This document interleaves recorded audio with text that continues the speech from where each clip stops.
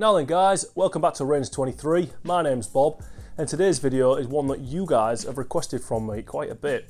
So it seems a lot of you are interested in my AR-15 build for some reason. Not really sure why. Maybe you've got too much time on your hands, maybe you need to get out more, it's highly likely. Maybe you just think YouTube needs a bit more quad rail content, in which case I fully agree with you and I'm happy to oblige.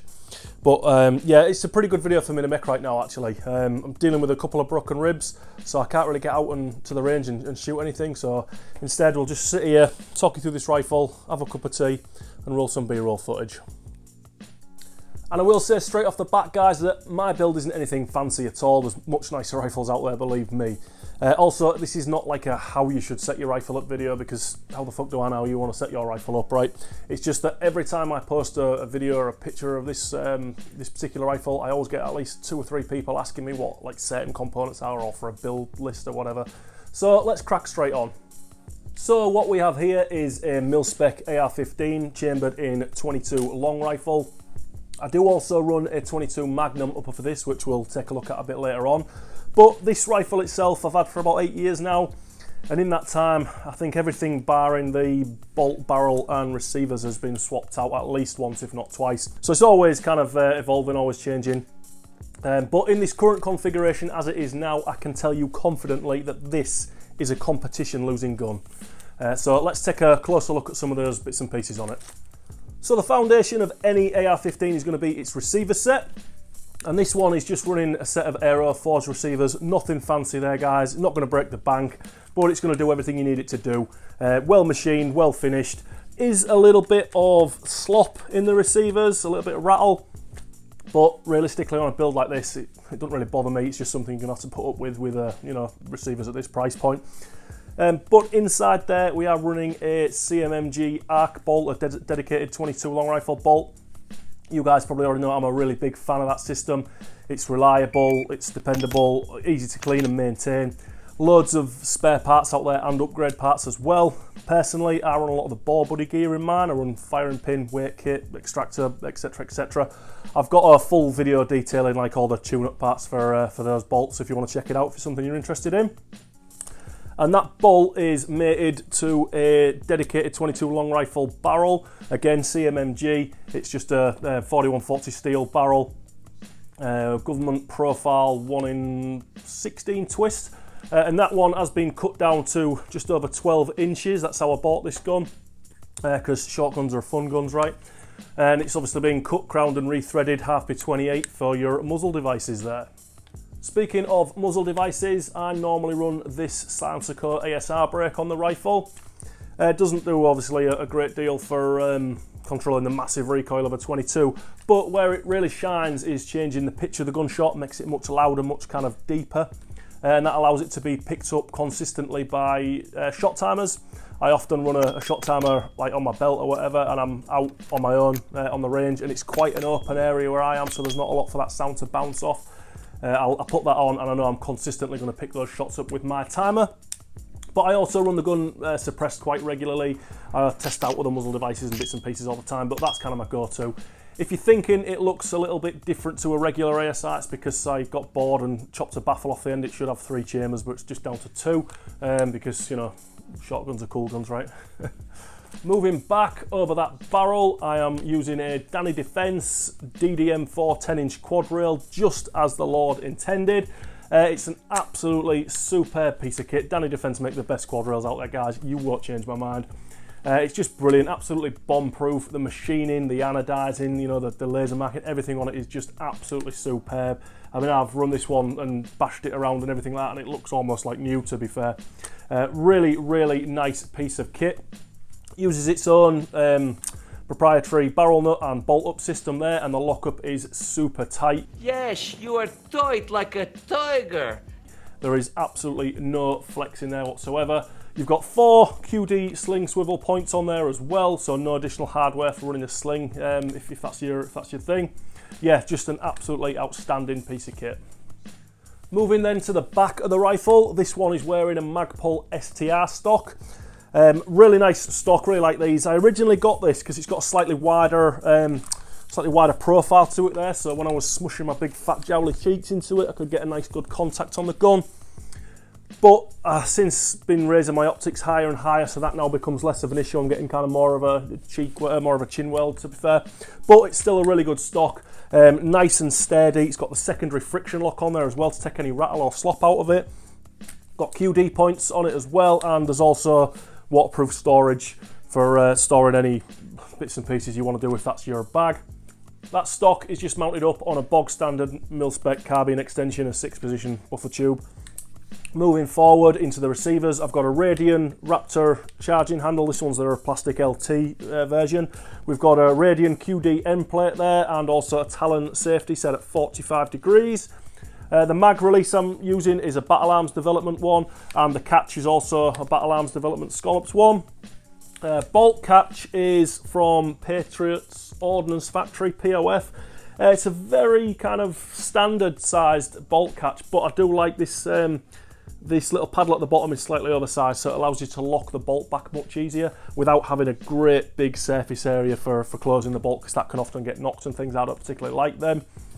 We also have some Strike Industries takedown pins. They're just a little bit longer than mil-spec pins, and they've got big meaty head on them as well, which is really good in the field. If you need to field strip your gun, you can just push them out. So even if you're wearing gloves, you can push them out. You've got plenty of contact space on there, so I really like them. Moving forward, I've got a V7 Systems super duper lightweight ejection port cover, which totally mitigates the weight of that massive quad rail up front. And then coming down, I've got a Magpul trigger guard, and I feed into a BCM Mod 2 pistol grip. Really like these pistol grips. They're kind of my go-to. They're a bit bigger and chunky than a lot of others out there. They've got the slightly more flat angle on them, the more aggressive angle, which means if you're running it with a stock in, or if you shoot from awkward positions, whatever, I just find it a bit more comfortable than a standard like 60-degree angle. Also, the back is completely smooth, so you can kind of slide your hand up and just it indexes really well every time. No finger grooves or thumb ledges or anything on there if you're shooting off-handed or from awkward positions to kind of, it just makes it uncomfortable. The grip does also have a waterproof storage feature on it, so you can fit up to 42 Skittles in there, which is enough to keep you going for about an extra half hour on the range. The trigger that I'm using in this gun is the dreaded Hyperfire. I can't remember the name of this one. I think it's like the 3GS or something maybe. They've changed the lineup since I bought this one. But it's a really nice trigger, single stage trigger. It's got a super clean break. I've heard it described as like snapping a glass rod, and I'd say that's pretty accurate. It's got a really nice tactile reset to it as well, really forceful reset. And the other thing about it is it's tunable. You can tune the pull weight and the hammer fall energy with a secondary set of springs. And the cool thing is, the lighter you make the trigger pull, the harder the hammer actually hits due to the what's the word? Due to the geography, not the geography. The geometry, that's the one. Due to the geometry of the springs in this, it's quite clever. Just jumping back inside the gun quickly, guys, we'll talk about last round bolt hold open functionality. I personally run a better mag adapter in my rifle because I pretty much used Smith magazines for the first few years with this gun. I now pretty much exclusively run my PCM mags, but they fit the same essentially, just a little less slop on these. But I went with a better mag adapter just because at the time it was the only one that would allow you aftermarket bolt paddle, whereas the Cat's 22 system didn't. Did run the Cat's 22 for a long while, had no issue with it either. It runs Smith mags really well, it runs these mags really well, no problem there. I just happen to run a better mag, guys, just my personal preference.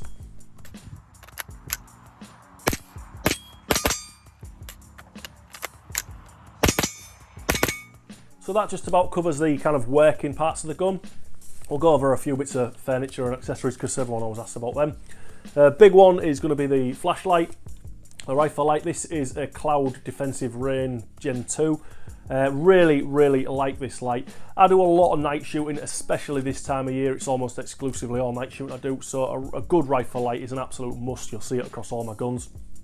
This one, love it. It's got plenty of output. I think it's like 1200 lumens and 70,000 candela of output. So more than enough for doing anything up close or even going out to like several hundred yards. It's really good light.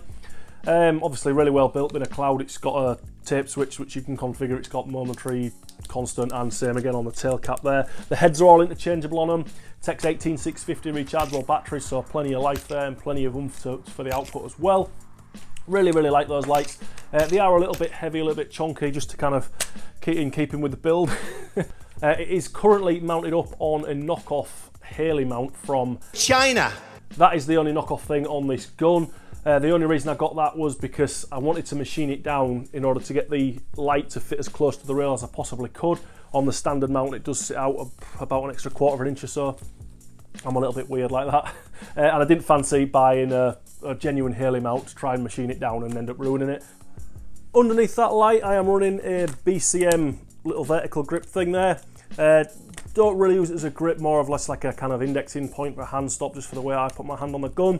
But it's a really comfortable grip. It's also good for like a barricade stop or a little foot for getting a bit of extra elevation if needed. I'm a big fan of having something underneath the handguard. I really struggle to run like flat, clean handguards.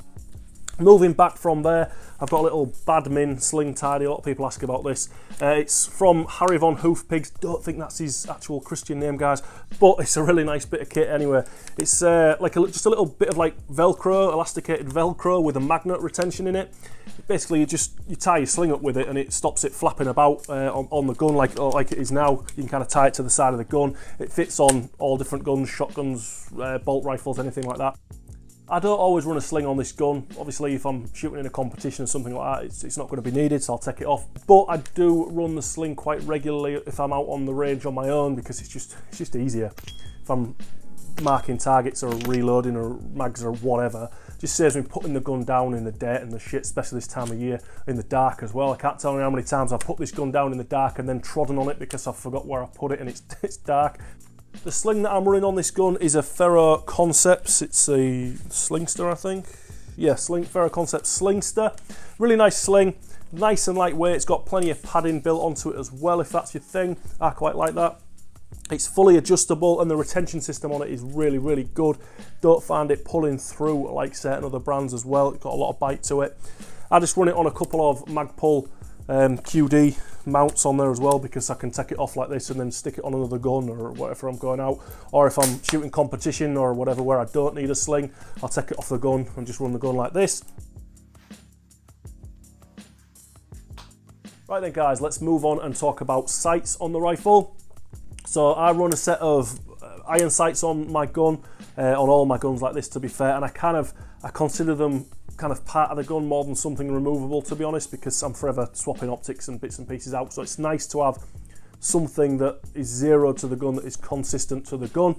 And that, like I say, I run the Magpul Embus Pros on there.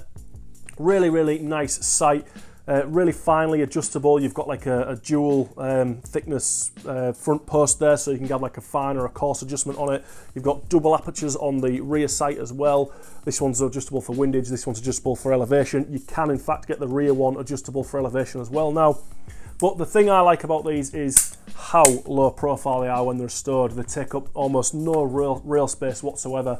And you can see the rear one especially is extremely low to the rail, which is really good if I'm running like magnified optics on this rifle. I don't have to worry about contacting the housing of the optic, the ocular housing, contacting the rear sight and possibly pushing it or causing any kind of deflection or anything like that. And as well, I'll leave them on because I shoot with iron sights now and again. It is good fun. It is something I'm not very good at that I should practice more with. We probably all should, to be fair. As for the actual optics I run on this, Christ, it depends what day of the week it is. It's constantly changing. At the minute, obviously, I've got my EarTech mounted up, an EXPS3 mounted up on a Unity riser because I want it to be in that draft gang. Really big fan of tall optics at the minute. It's something I'm coming into. I find it really comfortable personally. But yeah, I run all sorts on this: LPVOs, magnified optics, red dots and magnifiers. You'll find all sorts on this gun, depending on what I'm testing out. So there you go, guys. That just about covers the overview of the gun. And in case you couldn't tell, there is one theme running through the gun, and that is weight. Yeah, this is a big chunky boy. Yeah, from the back right up through this with his stock, right up to the handguard and even like the muzzle brake, everything, the EarTech, the rifle light, everything is big and chunky. I like 'em big, I like 'em chunky. you know, the handguard, got that, all that girth on it there. So yeah, it is a weighty rifle. Even for a shotgun, it's definitely got some gravity to it. Heavy is good, heavy is reliable.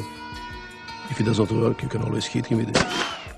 But I don't really mind that. I'm not a good enough shooter to really warrant having a super lightweight gun.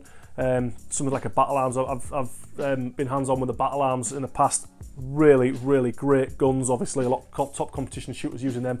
I'm nowhere near a good enough shooter to warrant that. Plus, as well, I'd probably end up breaking one if I had like a super lightweight kind of highly strung build.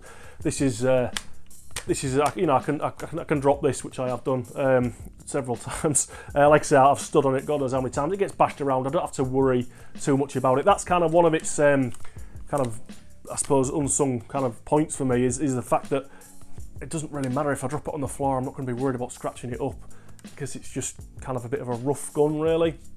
It doesn't matter as long as it works for me. In terms of accuracy, it's absolutely fine. I have put good ammo through it, put some decent optics on and groups it at 100 yards with decent ammo. It groups pretty well, 1.5-ish, 2-inch with me behind the trigger, which I don't think is too bad realistically.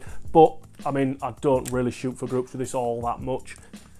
In terms of its reliability, this gun has been an absolute monster. It just seems to run and run and run. For a rimfire, it's great. It's definitely the most reliable rimfire I've ever used.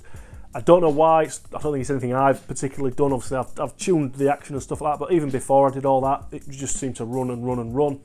It's not really ammo fussy at all. The only thing it doesn't like, there's a few brands of like the really low powered subs that I've put in it that it generally chokes on, and also some of the 30 grain rounds. When it starts to get really dirty, it will sometimes choke on them.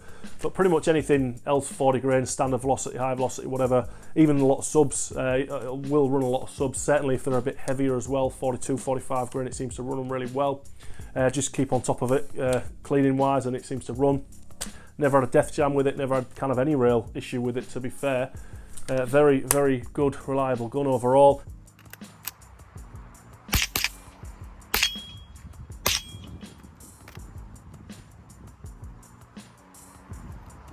So there you go, guys, that is my kind of AR build overview. Hope that's answered some of the questions you guys were having. Not the best build by any stretch of the imagination, like I say, but it works for me, right? And that's what matters. Everything on the gun has a purpose for my needs. Everything apart from that forward assist. But yeah, everything on the gun is useful to me in some way. You know, I see a lot of new shooters. I get asked a lot by newer shooters as well, coming into like, practical style shooting.